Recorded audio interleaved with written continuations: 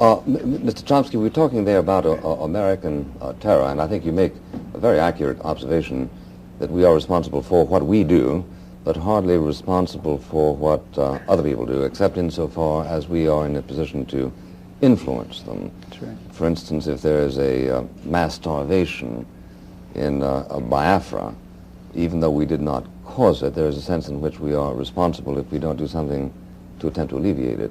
Right. Now, by the same token, if we are prepared to agree that it is not always easy to taxonomize military action into that which is terroristic and that which is purely a military operation, we are left with doubts, for instance, about the bombing of Germany in 1942, 43, 44. Mm-hmm. You might contend that this was terroristic and unnecessary, and you might be right, although you're not a military expert, neither am I. But I think there's a point to that. Yeah, but I do judge that even if we all agreed that what we did in Dresden was inexcusable, as a moral question, it's got to be understood in context of what was it that brought us to Dresden in the first instance. Absolutely. And what brought us to South Vietnam in the first instance, in my judgment, was clearly an uninterested, or I should say disinterested, concern for the stability and possibilities of a region of the world. What period do you feel that we had this disinterested relationship to Vietnam? Well, right now. No, at what period did we have it? Did it begin? Let's say 1951, for example, when the State Department bulletin points out that we must help the French reconquer their former colony, and we must eradicate all Vietnamese resistance down to its last roots in order to reestablish the French in power. Was that disinterested? To increase my vulnerability, I wish we had helped the French. We did. We supported but not them. Sufficiently. Well, but there's no point in helping somebody insufficiently. It was hardly disinterested when we attempted, as you know, with tremendous support, in fact, to reinstate French imperialism in South Vietnam. Now, it was disinterested in this sense, and I think this is an important distinction which you do touch on in your book. It's a disinterested act if my attempt to help, or your attempt to help a particular nation, is in order to spare you the possibility of a great ordeal in the future, which will harm you, your family, your children, your republic. And in that sense, Nazi Germany was also disinterested. Yeah, after all, Nazi Germany was conquering Eastern Europe only in order to advance the values of Christian spiritual civilization and to restore the Slavs to their rightful home and so on and so forth. Totally disinterested. Look, I follow you. But if you want me to pursue that digression, I will. Okay. But let's suspend it for a moment. Okay. I'm distinguishing that kind of disinterestedness between the kind of... But that's not a kind of disinterestedness. You see, that's something which includes as a special case every case of military aggression and colonialism in history. It's all disinterested in your sense. Well, all right, let me simply rest my case by saying that there is an observable distinction by intelligent men between a country that reaches out and interferes with the affairs of another country because it has reason to believe that a failure to do so will result in universal misery, and that country which reaches out and interferes with another country because it wants to establish Coca-Cola plants there and chase national banks and whatever and exploit it. Now, that is an observable It's a conceptual well, let's distinguish between a conceptual distinction and a factual I'm prepared to do that. All right, it is a conceptual distinction, but in actual fact, the history of colonialism shows that these two motivations can coincide.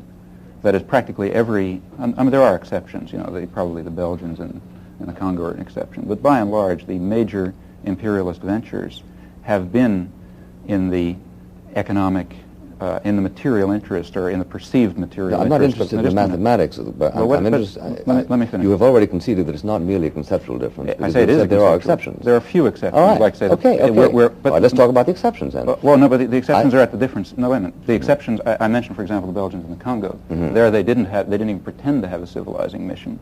There, it was pure material self-interest. These are the exceptions. There are, as far as I know, no exceptions on the other side. There are. I mean, maybe I've left out a case of history, but as I see the history of colonialism, the great massive cases are cases where a powerful country was working in its perceived material self-interest and was covering what it was doing to itself and to the world with very pleasant phrases about preserving Christian values or helping the poor benighted natives or one thing or another. Now, there are a few exceptions where there was pure predatory imperialism.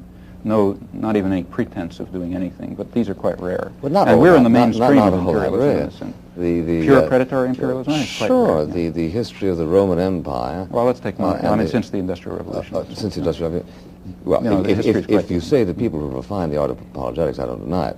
But it is also true, and I think manifestly true, that there have been interferences with the affairs of other nations whose purposes were, in my judgment, manifestly benign. For example? Or for instance, the Truman Doctrine. Oh, I don't think that was manifestly benign at all. That was an attempt to the Greeks develop an I think the Greek situation was benign, not at all. We were I trying say to the Greeks' testimony is more interesting to me than yours. Which Greek testimony? The testimony of the thousands of people who were thrown into jail and I grant not the testimony of the Greek communists who were beaten, or the Greek peasants who were. There again, is it a conceptual difference that between the person who desires a life under some kind of freedom and one who desires life under some kind of under communism? No, because there's no such opposition in Greece. There was a distinction between a very repressive regime which we instituted in 1946 and another regime, I don't know what it would have been, that would have grown out of a victory of the so-called communists. Now, if you see, what we did had nothing to do with freedom. What we instituted was this is absolute historical romantic. I would say because the number of people who were slaughtered in Greece, first by the communist insurgency, then by the Nazis, then again by the communists, add up to an enormous communist insurgency before the Nazis? Which one? Not insurgency, conquest. Communist conquest before the Nazis communist in Greece? Insurgency. Prior to the Nazis in Greece? Yes, the civil war of the early 40s. My point is that the Greeks... your history is quite confused. No, that's not bad at all. No, it isn't there was no communist insurgency prior to the Nazis. There were communist resistance bands that fought against the Nazis. This is a matter of nomenclature. The point is that the 40-year-old or the 45-year-old Greek has fought 3 times in certain ventures, in one of which they acknowledged that we bailed Who is they? out. Who is they? The rulers of Greece acknowledge that. No, also the people. I'm quite unaware of that. I'm quite unaware that the people of Greece have spoken on this issue. Even Papandreou, you like him, I assume, because he hates us. No, not at all. Not at all. George Papandreou was one of the people who was... and I'm talking about Andrea, which makes it even... Has Andreas Papandreou They're both on record as being grateful to President Truman for his intervention in that part of the world in 1947. In that case, I disagree with him on that issue. I mean, I really do. I think we had no right to intervene in Greece in 1947. No, now we're talking about rights, and which gets us away from the discussion. All right, let's talk about whether we did it whether or not there is such a thing as relatively disinterested international interference. And it seems to me that America's record is rather good. We went through an imperialist phase, but we pulled out of it faster than any country in the history of civilization. I think we're very deep. Why did we pull out of the Philippines, for instance? We pulled out of the Philippines because it became a bad investment. Why? Because if you look, American agricultural interests were very much opposed to the, back in the mid-30s, they were very strongly opposed to the free trade relationships which allowed Philippine crops to compete with them. That's why we pulled out of the Philippines. Why do these agricultural interests authorize us to intervene in South Vietnam?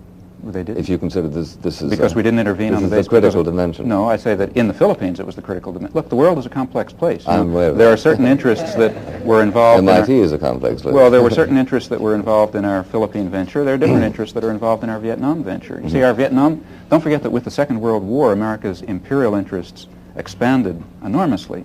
I mean, prior to the Second World War, we were sort of a marginal imperialist power, except for the Monroe Doctrine. But since the Second World War, we became the world's major imperialist power. And Vietnam is simply one piece of an attempt to construct a very large integrated world system, of which Greece was another piece. Yeah, we became an imperial power, Mr. Chomsky, in the sense that we inherited primary responsibility for any chain of action that might involve us in a Third World War. I don't believe and something that might involve the entire world in Holocaust. And no, under the circumstances... well, I know you don't believe it, but in fact, I think that it might be refreshing to listen to this point of view, which is that there are people who do believe that America, unhappily and certainly not desiring it, inherited the responsibility for trying to abort international Holocaust, and has from time to time done so by such ventures as the Truman Doctrine, Marshall Aid, and things like that. I don't agree with Marshall Aid not disinterested? No, Marshall Aid is quite different. First of all, I'm sorry. Yeah. I interrupted you, I'm sorry. Yeah. Well, first of all, you've now mentioned Marshall Aid for the first time, and Marshall Plan aid has to be distinguished quite sharply from the Truman Doctrine. Why? Why? Because the Truman Doctrine was a doctrine of military intervention, and the Marshall Plan was our first attempt at a major aid program. But you do understand that sometimes a soldier can be as useful as a bushel of wheat, don't you? No, look. Nevertheless, if we're going to be at all clear about the American role, we're certainly going to distinguish between military intervention and economic intervention. They're very different in the way they function. Now, the fact of the matter is that neither was disinterested in your sense, I don't think, but they're very different in the impact that they had. The Truman Doctrine, I think, was a disastrous venture. I think the Marshall Plan was arguable. I mean, one understood what how do you for, explain the schizophrenia? I don't agree with it. How do you explain the schizophrenia of a public which willed both more or less simultaneously? On the one hand, you say that the public is incapable of acting disinterestedly. The public didn't will either. Well, the government, all right, the government. Because both were... But the government backed by the public, how's that? How do you explain that the same government on Monday did the Truman Doctrine, which you consider simply sort of be a projection of the evil impulses of the government, and on Tuesday did something which you consider to be very good? What happened to the government between Monday and Tuesday? First of all, I didn't say I consider it to be very good. I said it's rather different, and one has to bring different standards to bear in evaluating it.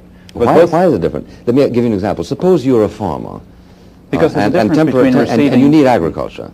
You need fertilizer, so you apply to me for fertilizer. But just before I get it to you, somebody comes up with a bayonet and is about to make it impossible for you to continue farming. Now, in that particular instance, is there a strategic difference between my giving you the fertilizer and my giving the soldier who routs? That's not. So you're talking about the dream world. The real world is one, because the real world is one in which the alternatives were coming with a bayonet, which is on an American rifle held by an American-backed Greek soldier, and the alternative to that was giving the kind of aid which was used, in fact, to construct the kind of society in Western Europe that we wanted to see developed there. Now, these are two very different things.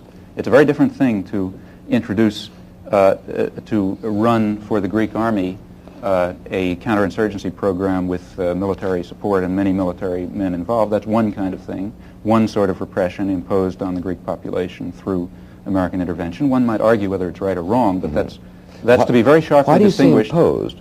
Why do you say imposed? Is it because your presumption here... My presumption is that your presumption here is that the Greeks would like the kind of regime which resulted... My assumption is that all intervention is imposed by any country. That is, you see, I believe that quite generally... Did we impose on the French when we liberated them from the Nazis? Was that an imposition? We didn't conquer France. We moved the Germans out of it. Just from an outside invading force. We invaded But we didn't conquer it from its own people. See, in Greece, we were trying to conquer it from its own people. But there you're willing to credit the anti-Nazis as their own people, but you're not in Greece willing to credit the anti-communists as their own people. The German army was there. There was no outside army in Greece other than ours. Look, there are modalities of outside intervention. But look, there's a very sharp difference between... Just a minute, there's a very sharp difference Laval was not a Nazi. But Laval wouldn't have lasted for 5 minutes without the German army. And nor would Makarios have lasted for 5 minutes without the help of Russian aid. But wait a minute. In fact, as you know, when Stalin got tired of Makarios, he pulled out. But look, now let's be careful again. I mean, there's a difference between... First of all, I'm opposed to military aid to other countries, whether by us or by the Soviet Union. Well, let's come back to that because it's a more important thing. And that is that I'm even far more opposed to the imposition of regimes by foreign troops. Now, in the case of Germany, let's say, in the case of France, the Pétain-Laval government, the Vichy government, was supported by German troops. Had the German... they weren't throughout the country necessarily, because there was certainly indigenous support, but there's no question that if German military force had been withdrawn to the other side of the Rhine, then there would have been an overthrow of the Vichy government, and France would have had some different form of government. Now, in that case, our invasion of France was, whether one likes it or not, was in reaction to an occupying external force. It's just pure confusion to identify that with the case of Greece, when we were trying to liberate, we were trying to select the kind of society that Greece would have, and we were trying to save the rulers that we had designated as appropriate from their own population. There were no outside forces. But don't you realize that in your book, and that's why you're not willing to be consistent in carrying out this argument, you're constantly talking about our satellising of places like Cuba and the Dominican Republic and so on and so forth, and yet we never occupied them in the sense in which you're talking about. Well, we never occupied the Dominican Republic. We sent 25,000 troops there in 1965 in an occupation. No, I'm talking about I'm talking Well, about the American Marines were in there dozens of times since 1900. I think you're being evasive, and I don't think you want to be. No, Let me ask you this. Is it possible? It's not evasive at all. Is it possible? We just simply repeatedly sent troops to Is it possible, Nicaragua, the Dominican Republic, Cuba, etc., etc. Is it possible to satellize a nation without having an occupying army there? Yes, it is. All right, then there goes your French, your tedious French explanation. Oh, not at all, because that doesn't happen to be, you see, we're talking about a real situation. Yeah. We could talk about some ideal situation and, have an academic discussion about it. I'm saying, therefore, it is possible for North Vietnam to satellize South Vietnam, presumably, without even it's logically possible, but it occupying it didn't militarily and in a formal sense. But it didn't happen, though. So well, this is an argument considering which there are 2 points of view. Well, let's discuss it then. Historically. Yeah, in fact, you see, there's much more, if you want to be serious about it, there's more evidence that South Vietnam tried to colonize North Vietnam than conversely. In fact, South Vietnamese commandos were going, military forces, regular military forces, were going north considerably earlier than the time when we even proclaimed that the infiltration began from north to south. Did they bump into the refugees coming south? The refugees were coming south were going in both directions, in fact, in 1954-55, and at least according to Bernard Fall, the commandos began going north in 56 or 57. The first claimed infiltration from the north was in 59, and that was South Vietnamese coming south. So if one wants to talk about, again, the real world, the first motion the trouble is, your difficulty, Mr. Chomsky, is, in my judgment, you never know where neatly to begin your historical you choose sequence. the point of beginning. Well, the point really is that if you're starting to say that 1959 was a provocation because there was... No, it wasn't a provocation. Southerns going north. I say, well, but how about the people who were going from north to south who were talking about the misery that had been brought about Ho Chi Minh and so forth? When was that? Well, which people are you talking about? I don't know. Well, I'm talking about Vietnamese, north and south. Your trouble, I think, is neatly captured in the remark made recently by Czechoslovakia, that Czechoslovakia is, after all, the most neutralist country in the world, since it declines to interfere even with its own internal affairs. I'm afraid I don't see the relevance. Well, the relevance is very simply that you start your line of discussion at a moment that is historically useful for you. That's what I say. You pick the beginning. Of the post-war world is that the communist imperialists, by the use of terrorism, by deprivation of freedom, have contributed to the continuing bloodshed, and the sad thing about it is not only the bloodshed, but the fact that they seem to dispossess you of the power of rational observation. May I say something? Sure. Yeah. I think that's about 5% true, and or maybe 10% true. It certainly is true. Why do you give that? May I complete a sentence? Sure. I mean, it's perfectly true that there were areas of the world, in particular Eastern Europe, where Stalinist imperialism very brutally took control and still maintains control. But there are also very vast areas of the world where we were doing the same thing.